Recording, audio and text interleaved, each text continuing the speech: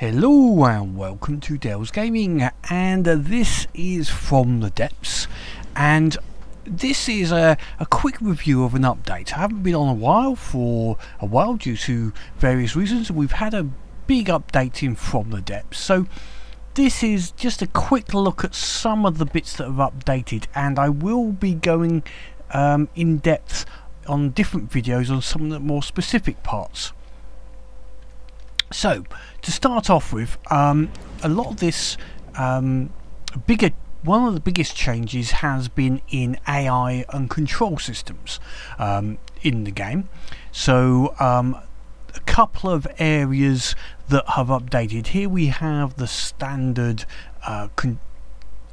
ACB, automated control block, and you can see they've updated the panel to have the new design to allow you to easily see all the different options you can have on here. So you can, for instance, select range, and then you scroll down and then you put your range values in, and then your action based upon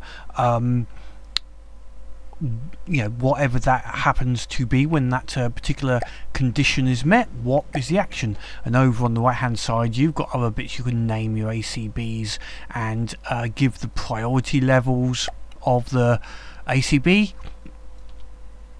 and there's also, you can get it to trigger based upon advanced control, advanced buttons, etc.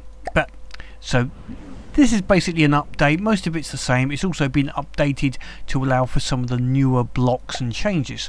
Other changes, I'll come back to the breadboard in a second, is with the AI. This must be the biggest single change, and I will be doing a few videos basically about the AI specifically.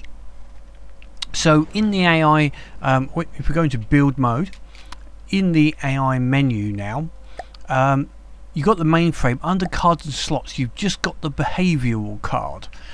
You haven't no longer got a specific naval, aerial, etc. card. Most of the other settings are similar. The main difference is around this cards and slots. There are some value changes for things such as the missiles, when you use the guidance systems for missiles, but the main change is, if we go into the AI now, you can see this is totally different. And when we want to create a behavior or a maneuver, instead of adding a card in, we select, say, the aerial system, and you can then set up all your details. Most of these values will look the same as what's in the existing AI system. But you could also set behaviors are separate. So behaviors will allow you to set up things like attack runs, but also be able to go broadside on a target. And you can see here I've got capacity is full. So if I wanted to add more behaviors, I need to add more cards. We'll go into this in more detail, but there is other bits you can change in here. There's projectile avoidance. You can set up under maneuvers PIDs, basically PID values for all of the settings in the maneuver, as well as adds PIDs themselves if you require. So that's quite a big topic and subject there, so I think that will be looked at with its own video, but it is a big change.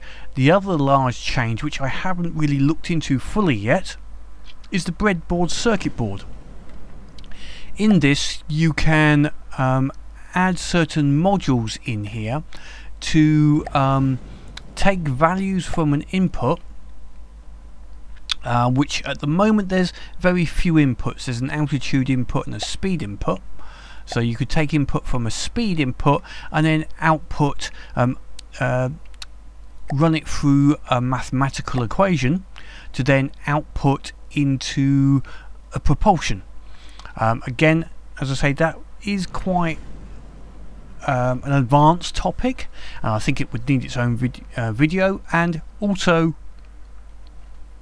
there's limited inputs at the moment on the screen here, as you can see, so I'm still need to really look into the use of this.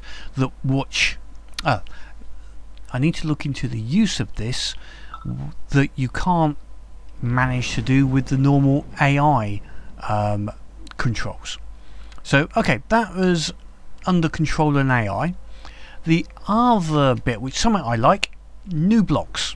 They've, for rubber and lead, they've filled out the list of all the types of blocks that are available. So now under blocks, under rubber, you've got all of the lovely corners and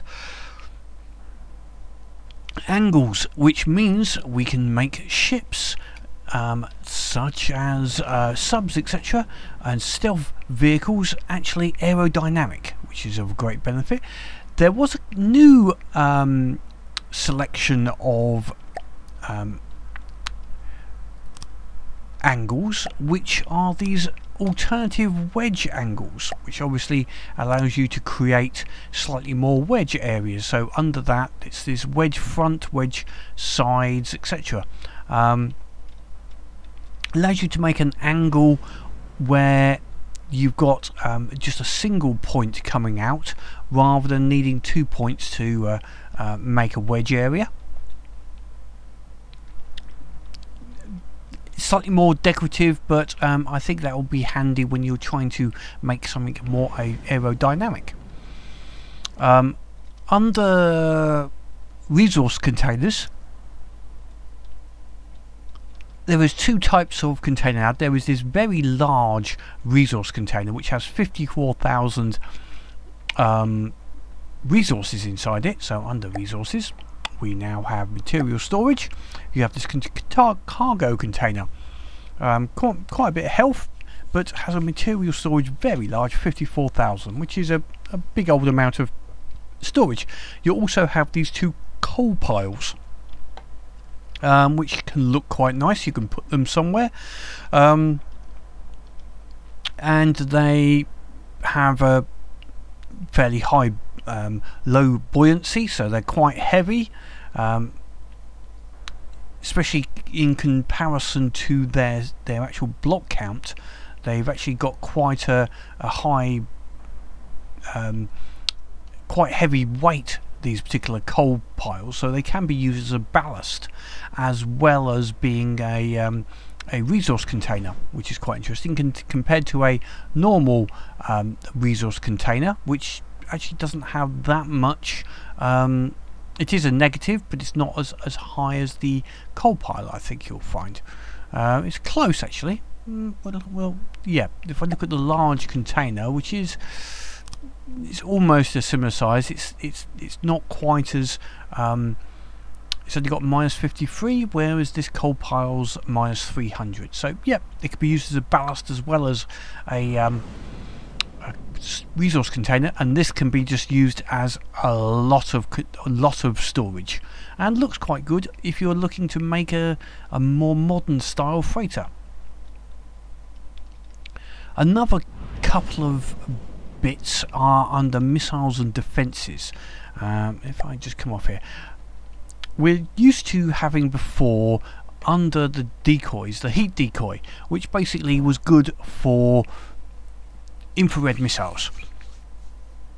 They've now completed the list by creating similar systems for sonar, radar and chaff emitters. Now what this basically means is the heat decoys will attract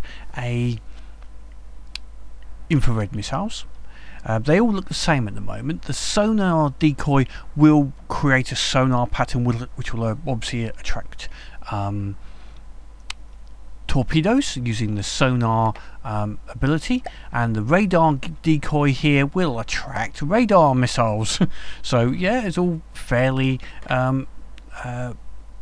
obvious. The chaff dispenser is different though, in that instead of attracting, this actually blows out chaff and reduces your visibility to certain missiles, and just in general your visibility. Good for small planes and stealth planes. Maybe if it thinks it's been spotted, put out chaff and it will lose radar signal.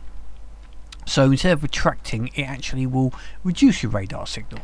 So that's an interesting one to possibly start having a look at. But the other difference is that these ones all use power. So it uses power used to create the signals, whereas this one actually uses materials per second to create the chaff cloud as such. So we'll do some testing on those, see how effective they are. Next, missiles. Under the missile section, there is a new block, which is a couple of new blocks. One is a different hatch for the large missile, a 2x2 hatch rather than the big, this large 4x4, which was a little bit too large in my view. So I'm glad they have created a smaller version for it. So if let me see if I can make the hatch open. So it's got a nice little opening animation there, very nice. So I think it looks like it would clip a little bit with the missile, but I don't think it'll actually stop it firing. But that's a much nicer, a more compact hatch for the large missile, so that will be handy and good to use. And then also we now have a single small missile. So under the connectors down here we have a single small rail launcher. Instead of normally the rail launcher has by default 4 missiles on it. Let me just see if I can get that to connect up. No, it's not quite going to connect up on that missile, but you can see that's actually would normally have 4 missiles, whereas this only has the single missile, which means it would reload faster. Theoretically only fire 1 missile if for whatever reason you only want 1, not 4. You might want that for aesthetics reasons, because the design you're creating only requires 1 missile. There may be some reasons as well for loading purposes and resource uses, potentially. The other change under missiles is the loadout. Using this medium missile, we now have a radar target simulator and a sonar target. These are similar to the sticky flare in that they have a start delay. If I go in here, start delay, basically they act as in the same way that the sonar buoy and the radar detector worked when adding to a missile, but instead of detecting the enemy, they will just attract the missiles to them, just the same ways that flares did. And then finally, to combat some of this, there is a signal processor, so you can use up a one or more areas on your missile to try to avoid the decoys. So the more signal processors you put on, the more chance you've got of not going for the decoy but going for the main target. Again, we will possibly have a look at some of the pluses and minuses of these missiles with all of the new missile mechanics, because it's now changing the way also, depending on which direction the missile is facing, what target it goes for. Will it avoid a particular target or not, on which decoy it will go to, based upon the angle from the head, etc.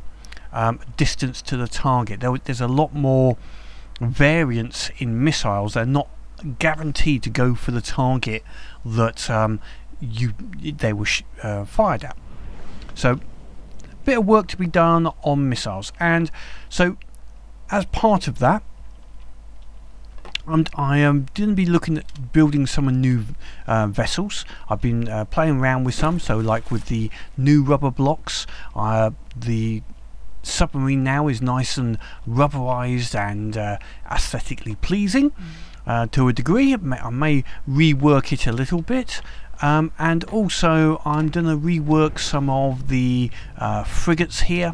We've got a new gun frigate, and also a new cruiser.